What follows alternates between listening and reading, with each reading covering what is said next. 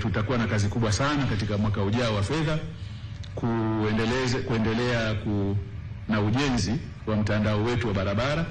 Kuna barabara ambazo hali yake, kama mmekuwa mkifuatilia sana mijadala katika bunge letu, kuna barabara, hali ya barabara, baadhi ya barabara haiko vizuri, na kuna kazi kubwa ambayo inahitajika kufanya kuzirejesha katika hali yake nzuri na kuendeleza baadhi ya barabara vile vile. Tuna kazi ya kuendelea na uwekezaji katika mtandao wa taifa wa maji, water grid ya taifa, national water grid, ambayo imeshaanza kutekelezwa. Nayo kuna uwekezaji mkubwa ambao unahitajika kuendelea, na hili nalo litajitokeza katika mpango wa maendeleo, kama vilivyojitokeza katika mpango wa maendeleo itajitokeza katika bajeti yetu vile vile.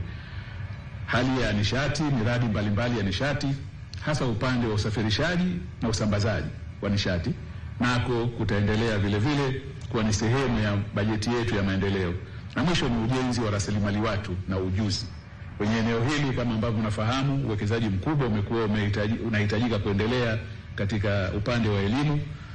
Jamii yetu inaendelea kujengwa kwa kasi kubwa na watoto ambao wanahitaji kupata elimu, na jukumu letu kama taifa kuendelea kuhudumia kwa upande wa bajeti kuweza kuwapatia elimu.